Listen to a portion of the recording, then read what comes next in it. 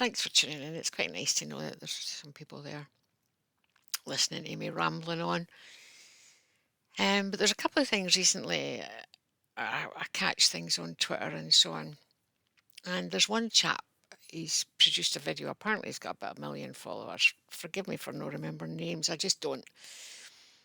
But he's complaining. He's obviously one of these folk who have popped into the pop up tent on several occasions. He's apparently a celebrity, means nothing to me. And he's complaining because now the people who were resistant, who didn't pop up into the pop-up tent, have won. And the minute he said it, I thought, this is not about winning and losing.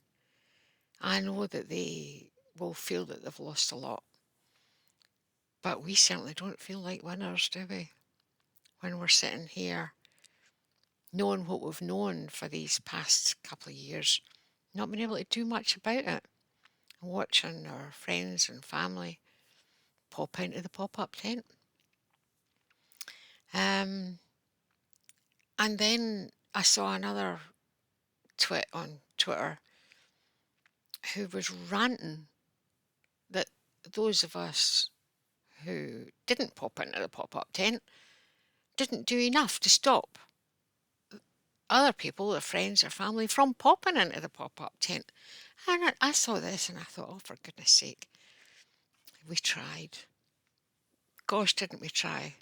Other than chaining them to the floor until it got to the stage we were not only ignored, we were shunned, we were shouted at. We were basically thrown out our families' houses.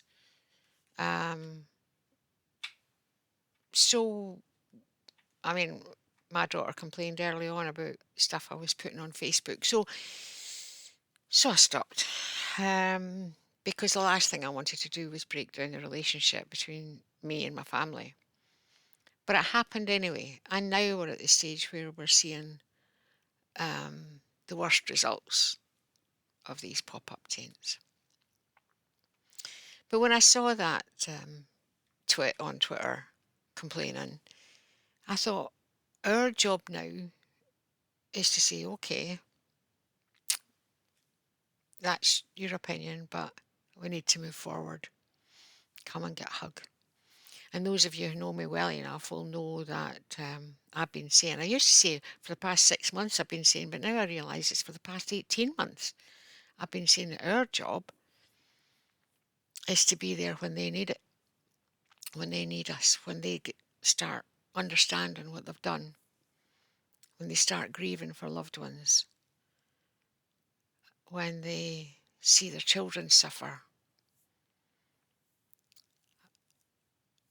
They'll have guilt because not only have they done this themselves, but they've encouraged their friends, their family, elderly parents, I'm not coming to see you unless you get this done. And then parents have said to their children, you're not coming to see me unless you pop into the pop-up tent. So you've got all that guilt mingled in with the fear of what's coming. And then the shame about not listening. All these negative emotions, and we need to get rid of these negative emotions. We need to make sure that the anger is not carried through, because the evil people feed on that anger, that fear, these negative emotions, and our job is to get above that.